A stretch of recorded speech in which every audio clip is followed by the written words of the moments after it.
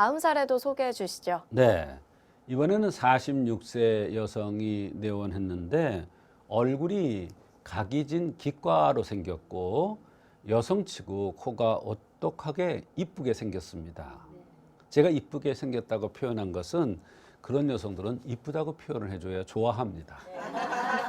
네. 코가 크다고 표현해주면 싫어해요. 네. 얼굴이 각이 졌으면서 오똑하고 이쁘게 생겼습니다. 근데 이쁘게 생겼다는데 문제가 있는 겁니다. 말하자면 코가 큰 것이 자기 존재를 앞세우는 것이라는 것을 얘기해 주기 때문에 여기에서 병이 올 수 있다는 것을 암시해 주는 말이기도 합니다. 열구린 치고 주요 증상은 전신의 근육통입니다. 1년 정도 됐는데 온몸이 욱신거리면서 아프다고 했습니다.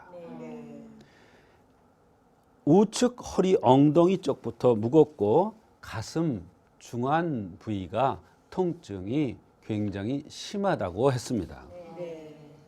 이런 증상들이 계속되니까 1년 정도 되니까 여기저기 치료를 받아도 원인도 나오고 치료가 되지 않아서 한방을 찾은 것입니다.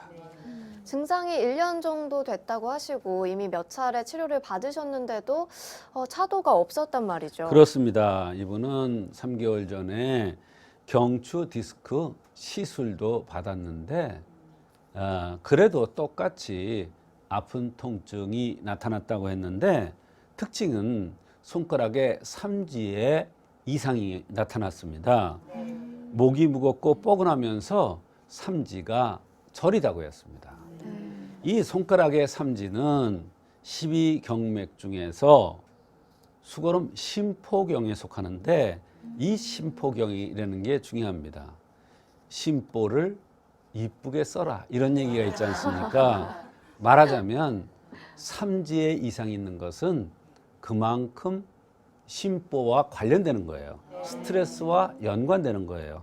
성격과 연관되는 거예요. 그래서 마음 작용과 연관되는 병들이 올 때 제3지의 이상이 나타난 것입니다.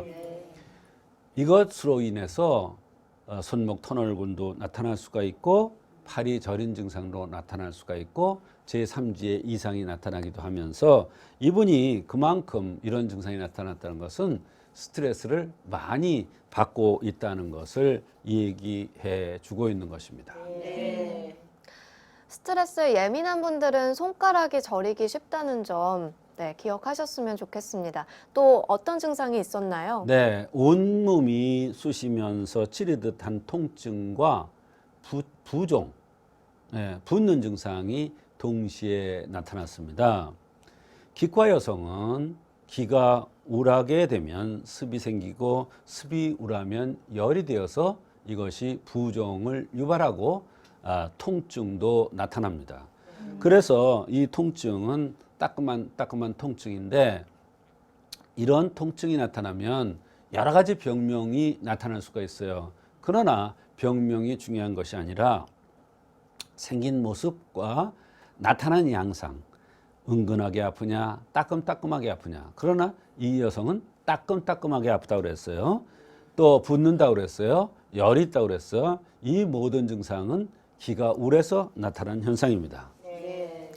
치료는 어떻게 해주셨을지도 굉장히 궁금합니다. 네, 이분처럼 원인 모를 증상으로 여러 곳을 다녀도 치료가 되지 않는 경우가 많습니다.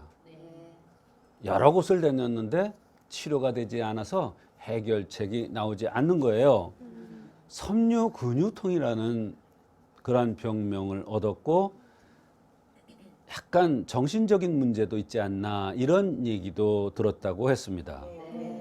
원인을 알 수가 없으니까 이런 병명을 붙인 겁니다. 기울로 인해서 생기는 습과 그로 인해서 열이 나고 그 열로 인한 통증과 열로 인한 통증이므로 기순환을 도와서 울체를 풀어주면 통증이 치료될 것으로 생각을 한 것입니다. 통증만 없어지는 것이 아니라 열이 식고 울체가 풀리니까 열이 오르는 것이라든지 붓는 이런 증상도 제거되면서 통증이 사라졌던 것입니다. 이분도 기울로 인한 부기와 통증에 쓰는 한약재를 투여해서 증상이 사라졌던 것입니다. 네, 이렇게 정신적 스트레스가 신체적 통증까지 이어진다는 점 유념하시고 마음 관리 잘 하시길 바라겠습니다. 오늘은 기울병의 치료 사례들을 만나봤습니다.